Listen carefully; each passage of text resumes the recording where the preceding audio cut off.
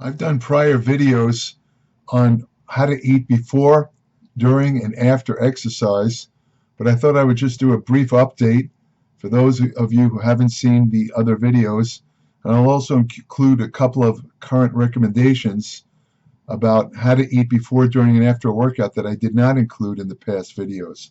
Now, when considering what to eat before a workout or during a workout or following a workout, you have to take into account a couple of factors. For example, how long are you going to work out? Generally speaking, most these days, apparently, most bodybuilders, a lot of people work their muscles once a week. The workouts are usually anywhere from 45 minutes to an hour. Under those situations, you don't need to eat a lot of food before the workout, because what powers weight workouts or anaerobic activity is stored muscle glycogen. Glycogen is basically a complex carbohydrate stored in liver and muscles, and the glycogen stored in muscles is what powers weight workouts or anaerobic training. The important point to remember about this is that your muscle glycogen stores are dependent on what you ate in the 24 to 48 hours before your workout. In other words, you're basically, if you eat enough calories, carbohydrates, and so forth, your glycogen stores are filled enough where you have basically all the fuel you need to get you through a 45 minute to 1 hour workout. You don't have to take in a lot of carbohydrate, or you don't have to take any big meals. Of course, the longer your workout takes, then you have to make certain adjustments, which I'll talk about in a minute. Another thing to consider is the intensity of the workout.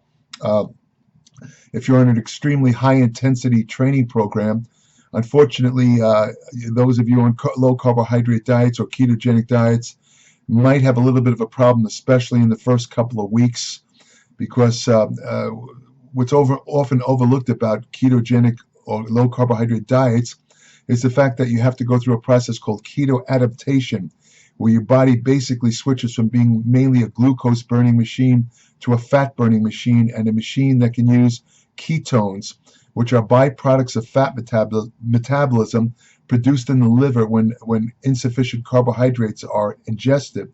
Your muscles can use ketones as fuel, but the full adaptation to this takes anywhere from 5 to up to 7 weeks.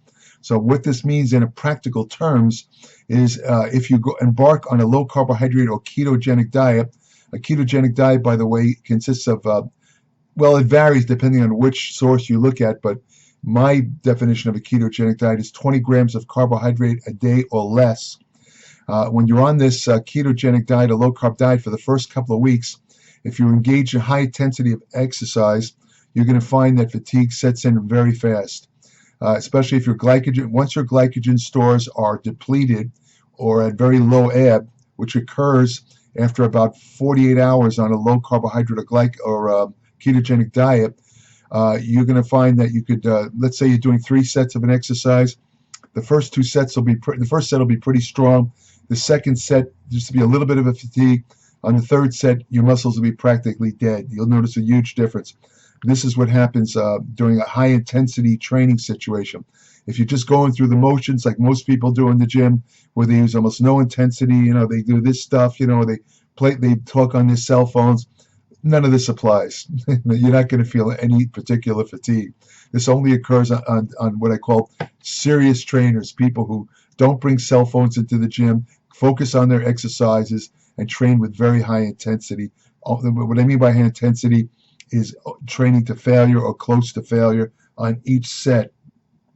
Now, carbohydrates, of course, are stored in the liver and muscles. Glycogen, you can store about 2,000 calories as glycogen. This will fuel 20 to 120 minutes of exercise. In other words, an hour and a half to 2 hours of exercise.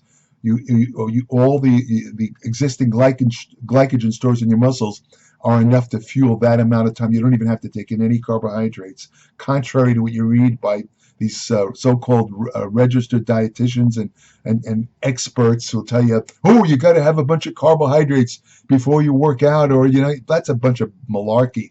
You have plenty of glycogen in your muscle to support a 1 hour workout. You don't need to take in any carbohydrates. It's more for psychological reasons than anything. Before exercise, you want to, again, some people, when they, there's a popular technique these days doing, for example, fasted aerobics where the belief, and I've done a video on this where people believe that if they do aerobics without eating any food, usually in the morning, they will burn more fat. As I've said in a video, and there's some evidence to show that that is not true. In other words, it's more of a myth than anything else. If you eat a meal before you train, you actually will burn more fat after the workout than if you do fasting aerobics. It's, again, more of a psychological technique. In fact, some people who exercise in an empty stomach, they get nauseous, they get prematurely fatigued, and they also just don't feel good.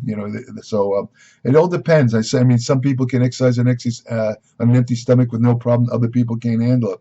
So before you exercise, if you do want to eat, you want to eat easily digestible foods. You don't want to eat something heavy that's going to sit in your stomach while you're training. I see at the gyms where I train, they have a little dining area. I sometimes see people eating full meals. They have a little microwave. They heat it up. They eat a full meal, then they go train. To me, is absolutely absurd. They're not going to get any energy from that meal because they seem to misunderstand that food undergoes a process of digestion. That meal is going to take anywhere from 2, depending on the content of the meal, such as fat content, protein content. That meal could take anywhere from 2 to 4 hours to digest. So what's going to happen? Throughout their workout, it's just going to sit in their stomach. A lot of the blood is going to be diverted away from the stomach to the working muscles because the body works in a hierarchy. It sends the blood mainly to the areas that need more oxygen delivery, which would be your working muscles. So that means that the food you eat right before you train is going to just sit in your stomach. It's not going to do anything. And I can tell you, speaking of myself personally, if I eat a full meal too close to the workout, two things happen. I feel nauseous. I don't feel good. And second of all, for some reason, I have asthma.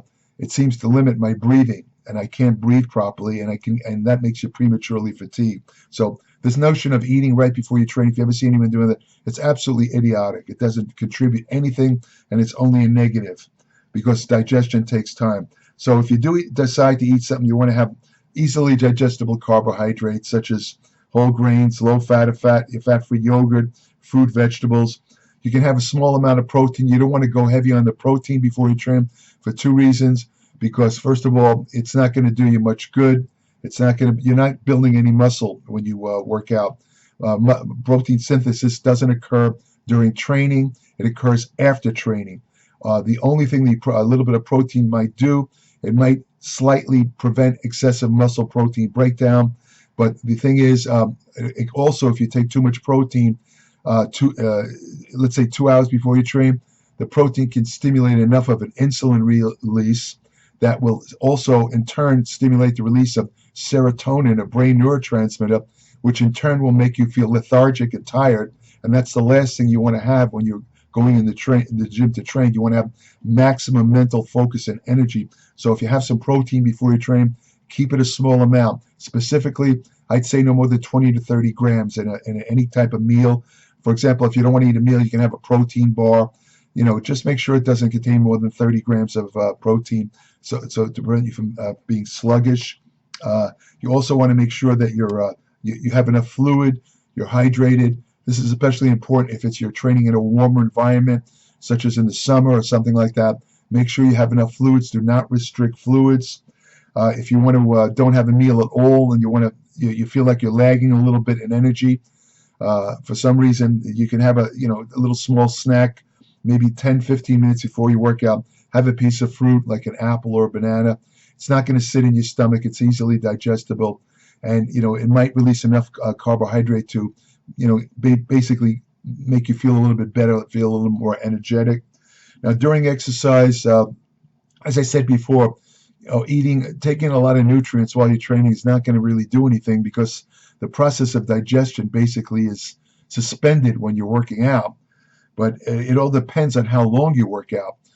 If your workouts are 90 minutes or longer, there's a good chance you might start to exhaust some of your muscle glycogen, and you might even exhaust your circulating blood glucose.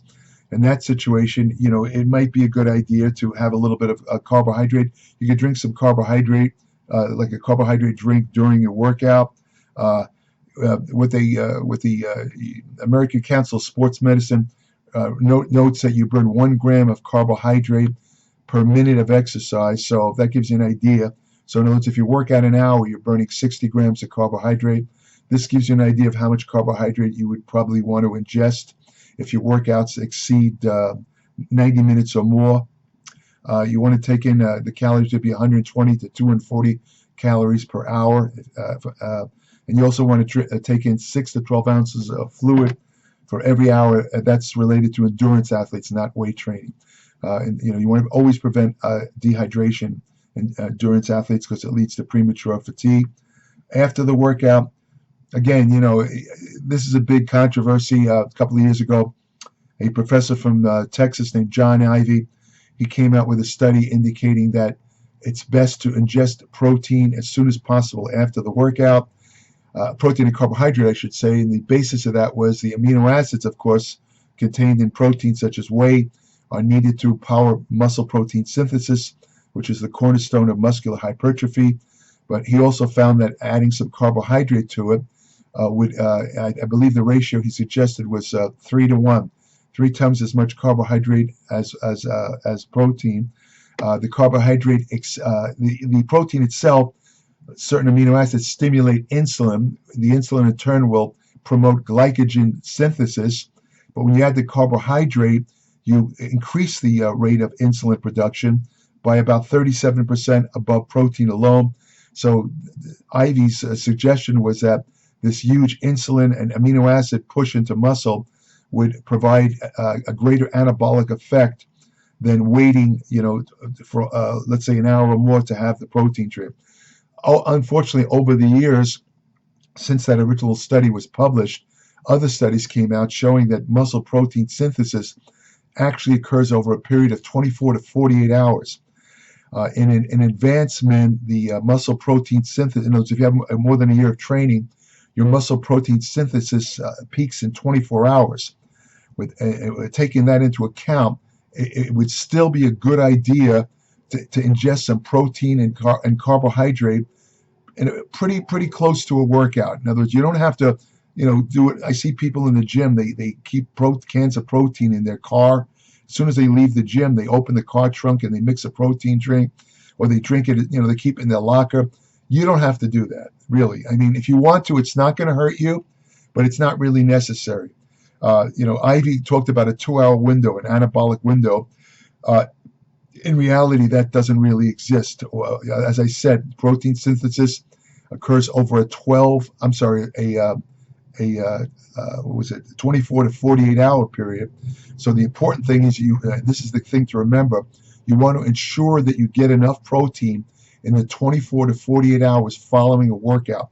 If you do that, you'll get the maximum benefits of protein ingestion. You want to take in protein, if possible, about every 5 hours, because the protein synthesis process peaks in muscle after about 2 hours. It peaks and then stops, although amino acids remain in the blood for about 5 hours after a meal. So the best thing to do is, if you can get some protein every 5 hours over a 24 to 48 hour period, you'll be covered as far as the protein. And again, if you're more advanced, a year or more of training, remember, muscle protein synthesis peaks in 24 hours. For beginners, it can peak in 48 hours. So the more advanced you are, the more protein you want to take in closer to a workout. What else can I tell you? Again, you want to have the carbohydrates, especially if you're involved in longer workouts or endurance training. The carbohydrates are important because muscle glycogen replenishment is involved in full muscle recovery. It allows you to train harder. I gave you the ratios. A lot of this, and also you want to make sure you have about 16 to 24 ounces of fluid for every pound of body weight loss.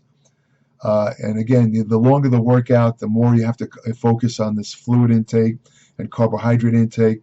Short workouts don't really require anything extraordinary, as I mentioned earlier. As if you eat your normal meals, you'll be covered, you'll be fine. And also, by the way, again, related to protein drinks, like, if you want to take a packaged protein drink before you train, that's fine.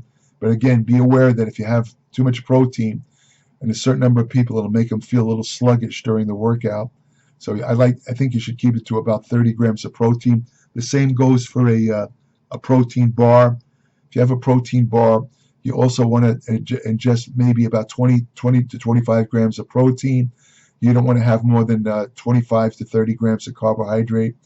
That would be the best macronutrient composition for a protein bar. You don't want to eat too many carbohydrates. Again, if you have it right before the workout, it's not going to have much of an effect. But if you have too many carbohydrates, let's say 2 hours before the workout, again, you're going to push out too much insulin, and this is going to cause you to feel a little bit sleepy, a little bit tired, and not conducive for intensive training. So that's about it. I think this about covers. Now you know what to eat before, during, and after a workout. If you want further information about nutrition, exercise science, hormonal therapy, ergogenic aids, anti-aging research, fat loss techniques that work, women's health and fitness, and other topics, supplements, the truth about supplements. I'm not involved with any supplement company. I'm going to give you the whole truth. I'm going to tell you what works and what doesn't work. In regard to food supplements, I have no axe to grind. I'm not beholden to anybody. One of the last bastions of truth you'll find on the entire internet. There's so many liars, so many people that are paid off that you really don't know who to trust, but you can trust me because I'm not involved in anyone. And my only purpose is to give you the 100% truth. And that's what I do in my Applied Metabolics newsletter, www.appliedmetabolics.com. If you subscribe, I'll send you an invitation to join my private Applied Metabolics Facebook page. Every day I put new information about nutrition, exercise science, general medicine, and health. I post this to my private Applied Metabolics Facebook page on a daily basis. I also answer questions submitted to the page. I have an email portal on my Applied Metabolics site. Current subscribers are welcome to send me short questions about anything I've written in Applied Metabolics, or if they have questions that I haven't written on, but they're curious to know the answer for. As long as they're short questions and don't require, let's say a 4-page answer, I'll be happy to answer. Again, current subscribers only. I don't answer unsolicited questions. You're welcome to put comments under this or any other video I post. Sometimes, if I have time, I'll try to answer the questions. I can't guarantee that, though. It depends on how much time I have. So, again, Applied Metabolics is 40 to 50 pages every month. No advertisements, just pure evidence-based information based on my it's now 58 years of constant study and empirical experience, training in the gym. I learned what works and doesn't work, and I pass this on in my newsletter. Anyone who reads my Applied Metabolics newsletter will be extremely well versed in nutrition and exercise science, to the point where after about 6-7 months of reading it, you yourself will be an expert. Just try it and see. You'll see I'm telling you the truth. So that's about it. If you want to have the best friend you will ever have, go to your local shelter, adopt a dog. They are the best. And thank you for listening.